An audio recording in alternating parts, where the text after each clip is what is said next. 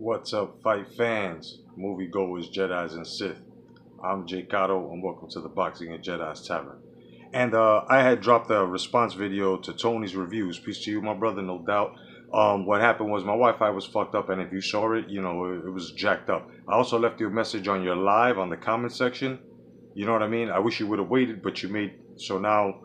So I'm gonna just redo my video, but you know what I'm saying. My points do stand, and I hope they come out a bit clearer now.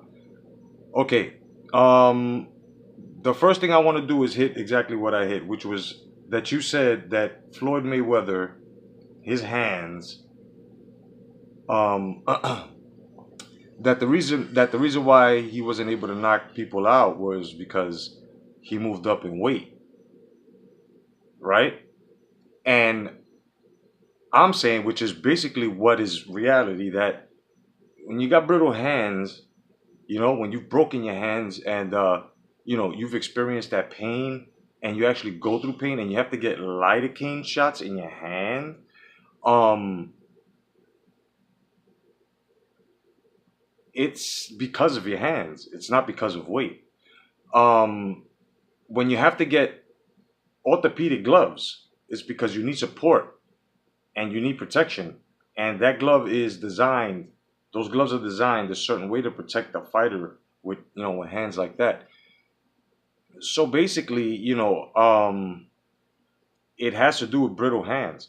You know, if you know fighters or others have seen fighters that can actually go through a fight with a broken hand, that has nothing to do with weight. That has to do with your dexterity. It has to do with, you know, um, your pressure cap on pain, on how much you can handle pain.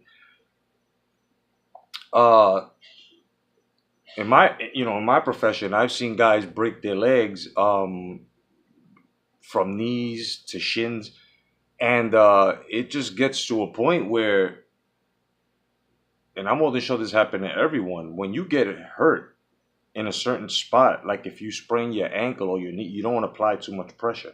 Same thing with the hand. When you go and you try to follow through, especially in Floyd's case, this is what happens. He got a TKO stoppage on Conor McGregor, and that was a stoppage, not a knockout. You hit some point. You hit some points with Deontay Wilder as to him having plates and shit like that in his hands and screws and stuff. And okay, no doubt he got it repaired. I'm more than sure you saw the swelling on his hand right after the Fury fight. So after the swelling on the hand, his shit is limited. His time is limited on that hand. But it goes to show you that it's not that he can deal with the pain. It's just that he had his hand repaired. Floyd hasn't had surgery. He just had, a casting where the bone is just, you know what I'm saying? Um, the point proven, where he needs lidocaine shots and he has orthopedic gloves all the time made by Grant. I mean, that alone tells you that, he doesn't use much power and he doesn't come full force with a punch simply because of his hands. You know what I mean? You get a certain pain, that's why he would pop. He wouldn't follow completely through. He can't. He just can't. He just can't. Now, I want to hit with baby Gerald Miller, as to actually White. As to White, look, White already got wrecked by Anthony Joshua. White should be going for Wilder, but he's not doing that. You say you don't agree with White taking a fight with Anthony Joshua as a substitute for Miller, simply because it's too short of a notice. But the thing is that Dylan White already said that he's ready to go and he would take that fight. Now you say that he should stay away from Pulev. I think it was right. Um, was it Pulev? And personally, I say bring on all competitiveness. I don't think any fighter should stay away from any fighter. None whatsoever. I think fights should go on. Like, nobody should stay away from nobody, because and then what would you call that? Now, Floyd Mayweather was gimmicked. Reason why he was gimmicked was because, like I said, you know, if you consider Conor McGregor a 49-0 record breaker, I don't know what to tell you. But that is the most fakest shit ever, because it's a big contradiction, especially when you go out and you try to disrespect Muhammad Ali losing to, to Leon Spinks, who was 7-0 at the time, right? But then he comes out and tells fucking Stephen A. fucking Smith, who don't know shit about boxing, by the way, he comes out and he says, imagine me going and fighting somebody 7-0. Nobody will buy that shit. Nobody forgive me for that. You know what I'm saying? They won't let me get away with that. But you fought a dude that was 0-0. He fought a dude that was 0-0. Ain't no coming back from that. Gimmicked, bro. I'm sorry, but gimmicked. And half the world knows this now. You know what I mean? Half the world fucking knows this now. Also to reach the point where, you feel that White should fight. White already got his ass beat, and the White that's now would get his ass beat the same way as the White that he was then.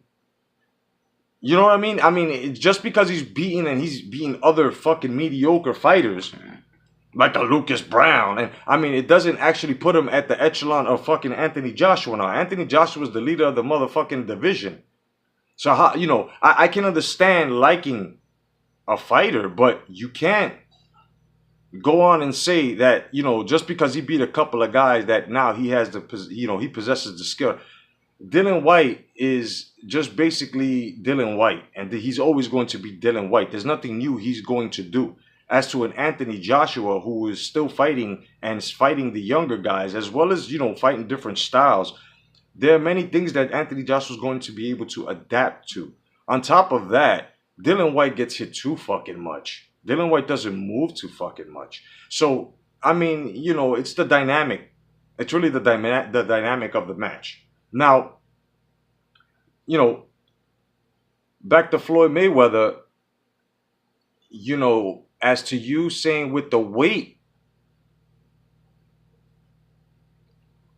being an issue, as to people losing power and not being able to knock anybody out because of the weight issue, I have to totally disagree with that as well. As it has been proven, Manny Pacquiao, Margarito.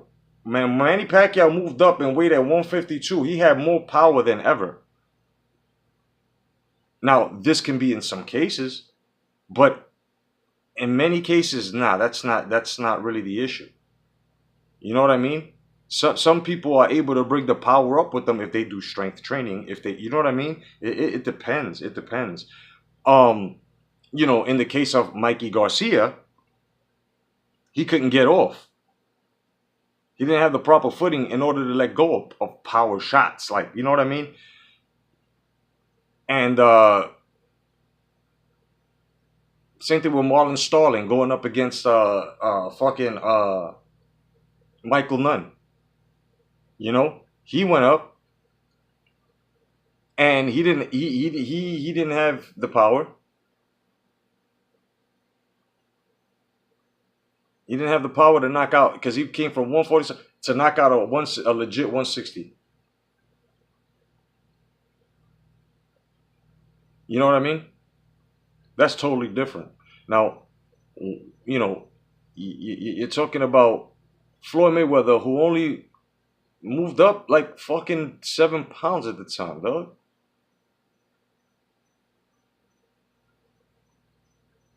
And like I said, he has 4 questionable fucking losses. Corrales, I mean, what the fuck is his name?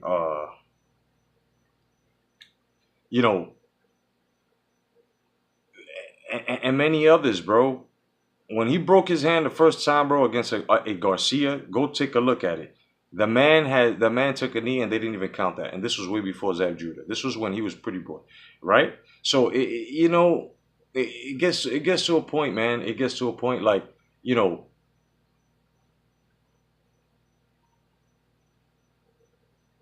to hear that weight is exactly why most fighters don't bring that power. I mean, that's sort of something like a triangle theory. You know what I'm saying? You know, in this case, because we all know that Floyd took lidocaine shots to the hands because he has brittle hands. Therefore, this is the reason why he can't knock anybody out. It has nothing to do with weight in Floyd's case. You know what I mean? Uh, I just really wish you would have, waited until I dropped the video. You know what I'm saying? Correctly, because like I said, my Wi-Fi was fucked up, and this is why I took it down. You can hear my. It was like I was moving, but the audio was way ahead of the video. You know what I'm saying? So, and it was crackling and shit, so I couldn't get my point across.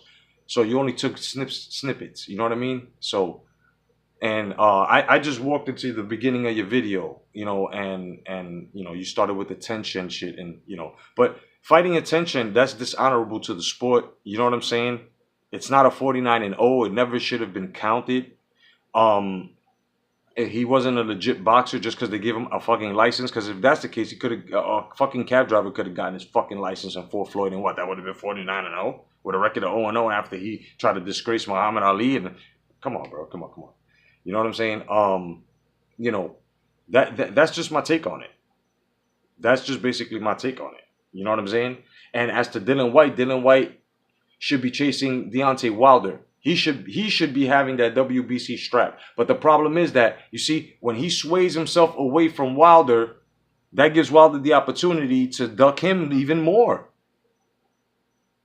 And you said it yourself. He's a mandatory challenger to a lot of sanctioning bodies, especially WBC. The reason why he is chasing fucking Joshua is because it's basically in his home, at home. He wants to be comfortable. Instead of coming to America, he's calling Wilder a crackhead and all this shit. And I really wish that he would step to Wilder hard after the Brazil fight. Because I really would like to see White win a fucking WBC strap. I really do believe that he can beat Wilder.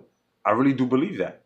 You know what I'm saying? But the thing here is he can't just be the way he is. He's got to have some fucking head movement, man, because he gets touched a lot. And if Wilder touches him, it's a wrap. So I do have faith in Dillian White, but, knocking on the door, and even though you agree, because this really, logically, that's an emotion, what you're feeling on that. You agree that, you know what I'm saying, that you think and you feel that Dillian White is owed a rematch. He's not. He's not. He was knocked the fuck out. You know what I mean? It doesn't matter if he comes back a year and a half from now, he still get his ass beat. It's gonna be the same thing. The only one that's gonna be better is Anthony Joshua because he's fighting at a higher level. Facts. You know what I mean? Dillian White, like I said, should be if they're going to meet, it should meet. If they're going to meet again, Joshua and White, it should be on a platform where White has taken down Wilder, and it's a unification. You feel what I'm saying?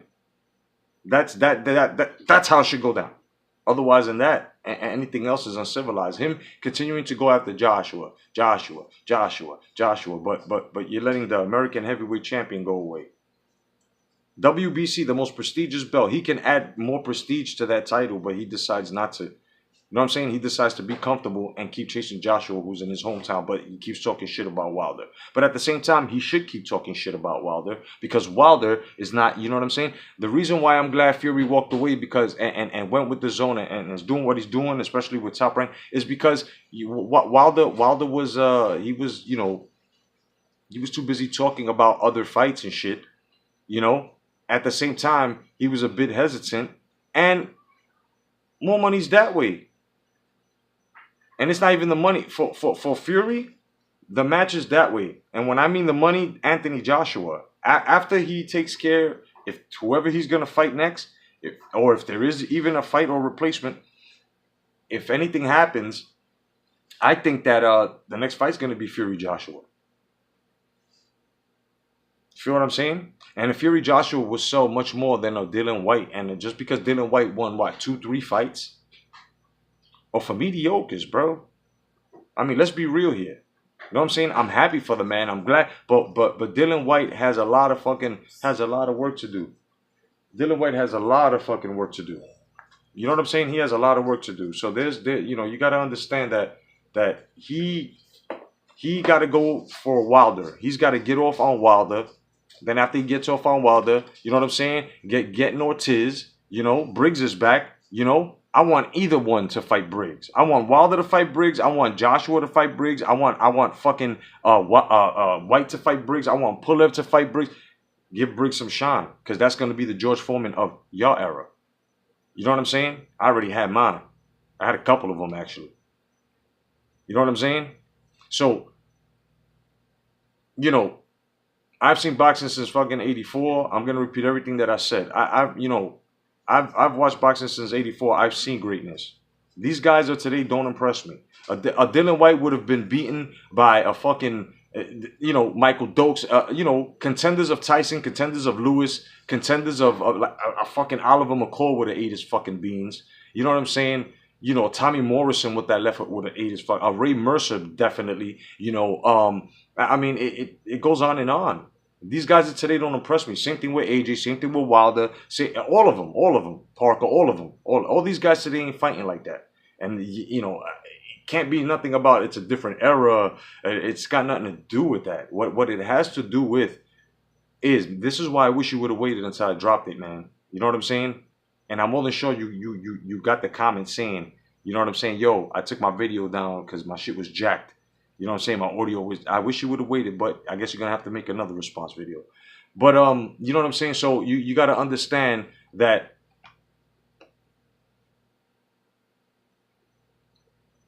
White ain't gonna do nothing. You know what I'm saying? You know, unless, I'm telling you, it's going to be a long time before he gets to fight Joshua again, son. You know,